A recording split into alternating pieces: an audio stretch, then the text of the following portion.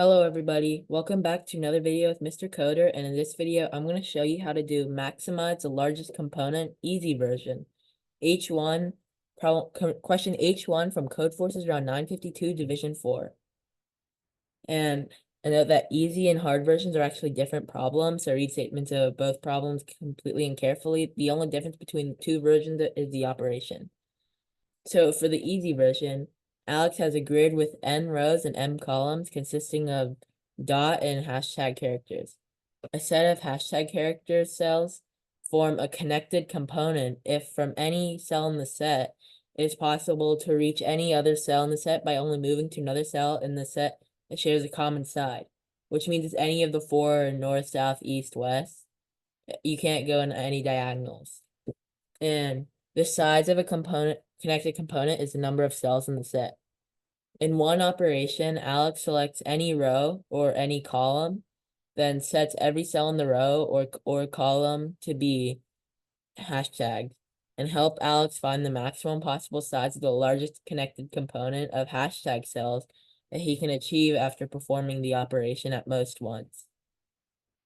So for each test case output single integer, the maximum possible size of a connected component of hashtag cells that Alex can achieve. So for this first test case, you'll just replace this one with 1, and it doesn't matter which row, whether it's row or column, because they're both the same, and the maximum is 1. In the second test case, it'll be optimal to replace the second column with hashtags, because if you replace this with hashtags, then you get a size of 1, 2, 3, 4, 5, 6, and 6 is the maximum. Because if you try, for example, if you try the first row, then you'll get 1, 2, 3, 4. So, and these aren't connected because they're a diagonal. And if you try doing the first column, you get 1, 2, 3, 4, 5. It doesn't impact anything that's already a hashtag because it's not like an inverse operation. It's just a replace any dot to a hashtag.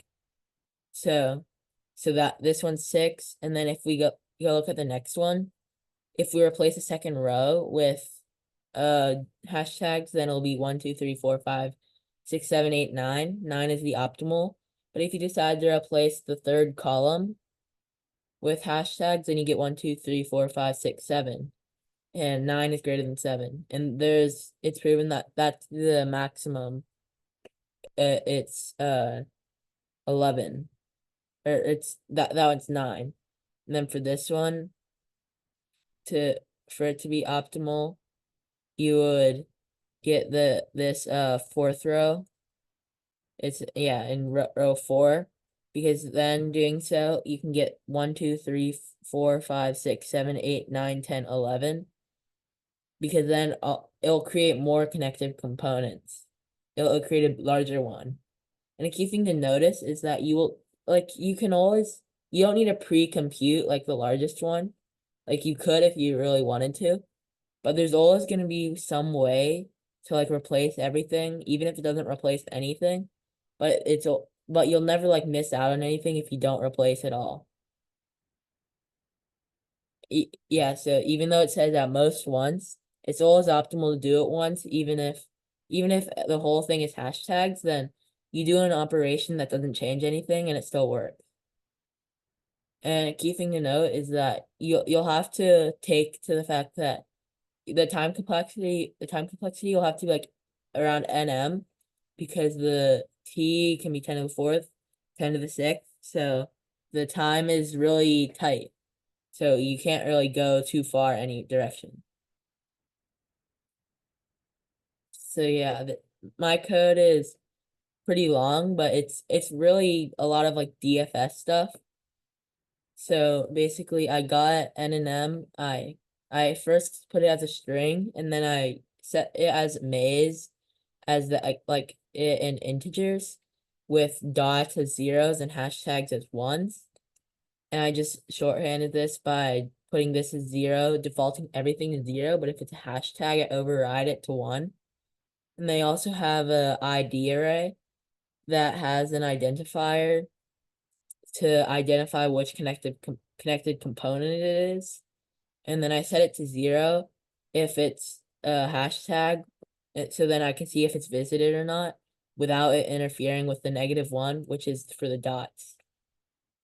And then I have a current ID to assign it to, and then I loop through everything and I see if it has an ID of 0. If it does, then I set the size of the current connected component to be 0, and then I DFS over here, which then I update the ID and I also add the size, and then I go through all 4 directions and check if it is inbounds, if the maze is a hashtag and the ID, which means it's not visited. If it's not equal to 0, that means that, yeah, if the ID is not equal to the 0, then that means that it's already visited or it's a dot. But if it's a dot, it gets handled here. You wouldn't need the maze one if you had the ID one, but it's still, I considered it safer for me to put the maze one. And then this like has a global size. This has a global size variable that I constantly update to 0.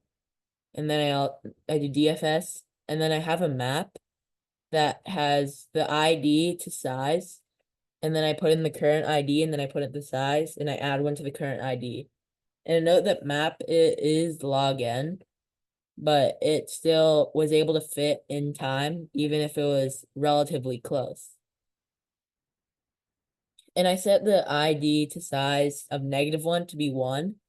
So then like any dot would still contribute to 1, because I only consider the ID -1 when you're changing it to 1. So I'll explain it more when I'm like at actual code. So I have the maximum as set to 0 right now. And then for every row, I get the set of IDs, and then I have a total. And then I loop through all the columns, and then I get the current ID, and then I check if it's either -1 or it doesn't exist in the IDs set. Then I can add the total, or then I can add the size of that connected component, or dot if it's ID -1. That's why I had this equal to 1, so then I can just add the ID to size of ID, and then I have the IDs insert ID. And then at the end I insert -1, and then because on the ones, like for example, if I'm doing the rows and then I do the row 1 up and row 1 down, like for the row 1 up and row 1 down, I don't include the dots. So that's why I insert -1 and don't have this if ID equals -1 statement down here. And then I check if I is not equal to 0 in this like loop for columns. If I is not equal to 0, then you can go to I-1 j, and then you see if the ID is dot find ID. If it's equal to if it's not in the array yet, then you add the size and you insert it to the set. And then if I is not equal to n-1, then you do the row +1, so it goes down 1, and then you do the IDs dot find. And this is pretty much the same thing over again. And then you do max equals max of max and total. And then you pretty much do the same thing this time, except you have the J on the outside, which is for the column, because you're trying to update the column on this one. And then these are the inside is the rows. And other than that, like everything on the inside is the same exact code. And you get the maximum, and then you print out the maximum, and it gets the 169, 11, 15, 30, which is the exact same thing here for the sample output, and it gets accepted. So yeah, that's how you do maximize the largest component easy version. Question H1 from Codeforces Round 952, Division 4. So yeah, thank you for watching this video. If you like this one, please like and subscribe, and I'll see you in the next video. Bye.